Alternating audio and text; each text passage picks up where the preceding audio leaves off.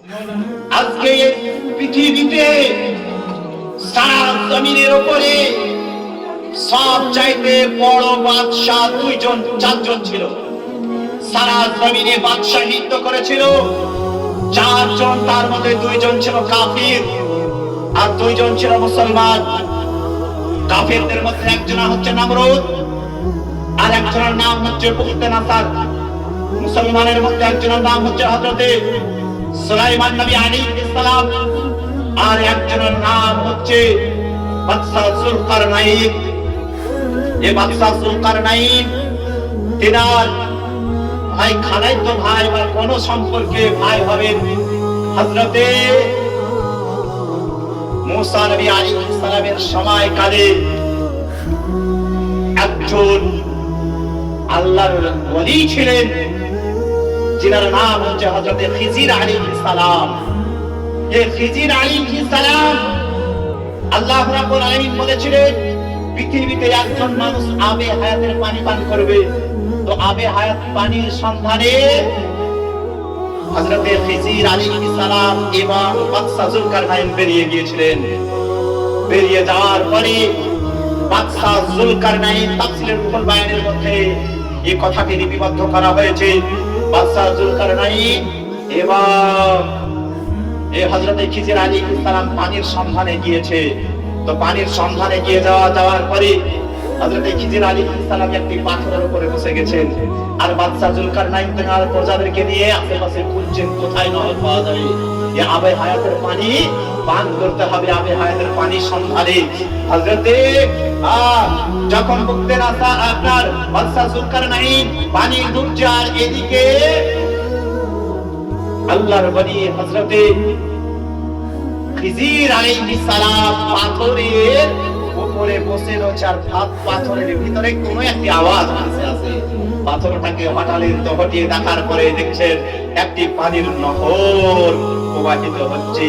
পিপাসিত অবস্থায় হযরতে খিজির আলাইহিস সালাম পানি তুলে পান করে নিয়েছে। জোরে বলেন সুবহানাল্লাহ। পানি যখন পান করে নিয়েছে খিজির আলাইহিস সালামও জানেন না যে এটা আবে হায়াতের পানি। তিনি পানিটাকে রেখে দিয়ে ভাইদেরকে ডাকতে গিয়েছে, বাদশাকে ডাকতে গিয়েছে। বাদশার রাজা প্রজাদেরকে নেওয়ার পরে যখন এই পাথরের নিকটে আসে পাথর হটানো হয়, যখন পাথর হটিয়ে দেখে আর নহর চলে না, নহরের পানি বন্ধ হয়ে গেছে। হযরতে খিজির আলাইহিস সালাম পানি পান করলেন। বাদশা যুলকারনাইন বলছে, ভাই এই পানিটা পৃথিবীতে একজন আদম সন্তান পান করবে, সেটা হয়তো এই পানি আবে হায়াতের পানি, আর এটা তুমি পান করে দিয়েছো, এটা আমাদের নসিবে নাই, তাই বন্ধ হয়ে গেছে। জোরে বলেন সুবহানাল্লাহ। এটা ছিল আবে হায়াতের পানি।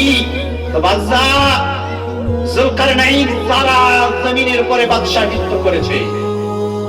নমরুদ যেমন সারা পৃথিবীতে বাদশাহিত্ব করেছে, আল্লাহর সঙ্গে লড়াই করার জন্য যুদ্ধ ঘোষণা করেছিল, আল্লাহর সঙ্গে লড়াই করার জন্য তীর নিয়ে বেরিয়ে গিয়েছিল।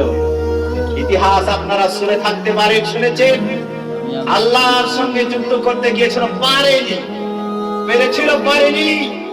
ফেরাউন চেষ্টা করেছিল, পারেনি। পৃথিবীতে এরকম বহু বাদশা চেষ্টা করেছিল, পারেনি। এখনো পারছে না, পারবে না, কখনোই আল্লাহ রাব্বুল আলামিনের সঙ্গে যুদ্ধ করে কেউ পার পাবে? কেউ পারবে আল্লাহকে?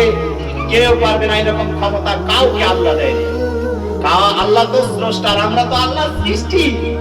আল্লাহ কুন ফায়াকুন শব্দ দ্বারা দুনিয়া সৃষ্টি করেছে। কুন হয়ে যা, হয়ে গেছে। ফায়াকুন ধ্বংস হয়ে যা, ধ্বংস হয়ে যাবে। আল্লাহর সঙ্গে পাঙ্গা নিয়ে কেউ পারবে না। তোমার আজকে শক্তি আছে, গরম আছে, তোমার লাঠির জোর আছে, তোমার ক্ষমতা আছে, তুমি ক্ষমতার বল দেখিয়ে কমজোরিদেরকে তুমি দমন করার চেষ্টা করলে সাময়িক কিছুক্ষণ পারবে। আল্লাহ রাব্বুল আলামিন যখন জয় দেবে অবশ্যই জয় পাবে। তবে সত্য